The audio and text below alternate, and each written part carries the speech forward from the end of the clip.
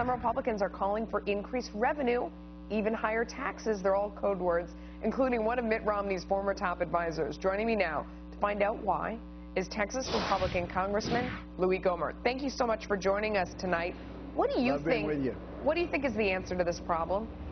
Well, I think whatever Mitt Romney's closest advisors say is probably not the answer because we had a referendum on that. But, gosh, the answer is very, very clear, Melissa. The president's own people have said it. He has said it repeatedly.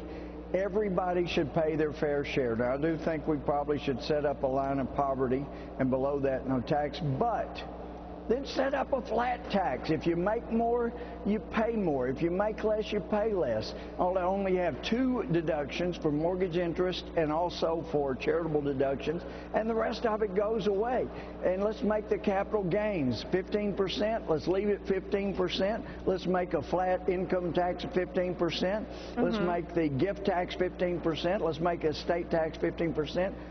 You will see the economy explode. You'll see all kinds of revenue come in. Let's use the president's own words. Everybody should pay their fair share of flat tax. I couldn't agree with you more. It's a fantastic idea. It will also never happen. So what do you think is a real solution that we could come to on this?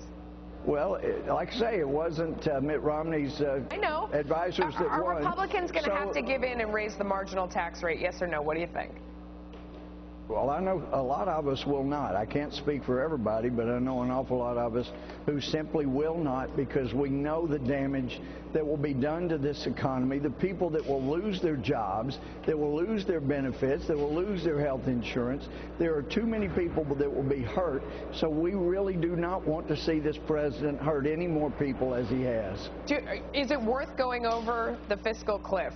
Is that better than caving on this issue?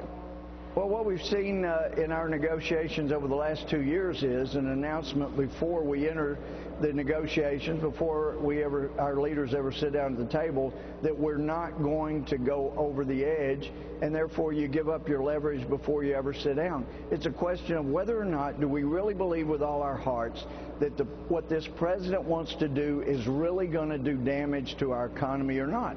And I believe it will. It's already harmed people, what he's done already. What he wants to do will harm more, so what do you mean, simply can't vote for it. I hear you, but what do you mean we won't go over this cliff? You think that they've shown their cards and that the other side will cave before we go over the cliff?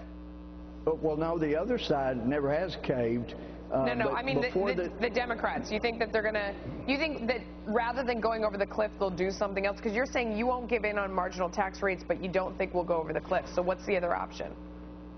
Well, the other option is somebody is going to have to be willing to compromise, and the other side has not been willing to do that at all. And so the Republicans over the last 2 years have compromised every single time. We gave them a CR in March of a year and a half ago, and it just continued to kick the can down the road on the debt ceiling. We said we won't, our leaders said we won't get up without reaching an agreement, won't leave the table without an agreement. So we gave up our leverage before but at some point we have to decide, do we really believe what we've been saying? Do we really believe what our constituents sent us up here to do? So you're willing to die on this mountain, Congressman. You're going to die on this mountain. You're absolutely not going to give in on marginal tax rates. Well, the Democrats, well, look, I think we don't have to. I think we can hold them to their words. I think the message of a flat tax across the board, that's where we'd be willing to die. I'm not going to die on a cross of protecting some rich person, but what I'm willing to die on is a cross that will allow everyone in America to become rich. And this president has destroyed that opportunity, and I want to see it brought back. A flat tax will do that. Okay. I'm not going down defending the rich, no. But I will go down defending those to give everybody in America a chance to become rich. That's what we want to provide. That's what America's all about. Congressman, thanks for coming on. We appreciate your time. Thank you. Oil prices